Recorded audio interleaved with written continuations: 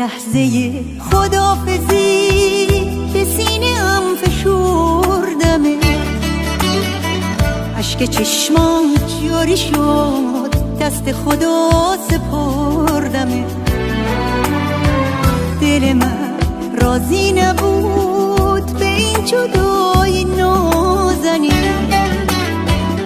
عزیزم منو ببخش اگه یه وقت آزردمه. گفتی به من قصه نخور، میرم و برمیگردم، هم سفری پرستوها میشم و برمیگردم. گفتی تو هم مثل خودم غمگینی از جدایی، گفتی تا چشم هم بزنی میرم و برمیگردم. عزیزی رفته سفر کی برمیگردی؟ چشمونم مونده به در کی برمیگردی؟ رفتی و رفت از چشم نور دو دیده، ز حالم بی خبر کی برمیگردی؟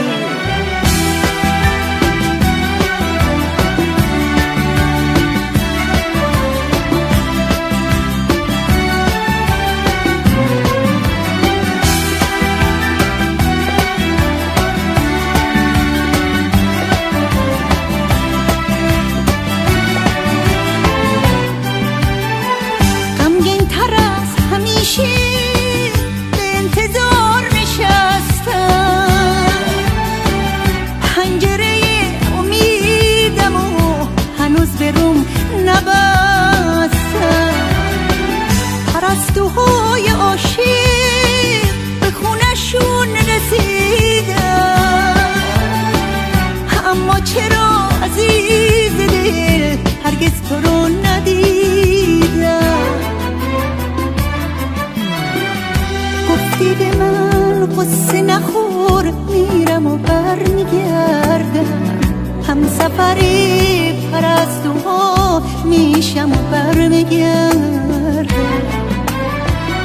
گفتی تو هم مثل خودم غمگینی از جدایی، گفتی تا چشم هم بزنی میرم و برمیگردم. عزیزی رفته سفر کی برمیگردی؟ چشمونم مونده به در کی برمیگردی؟ رفتی و رفت از چشم نور دو دیده، ز حالم بی خبر کی برمیگردی؟ عزیزی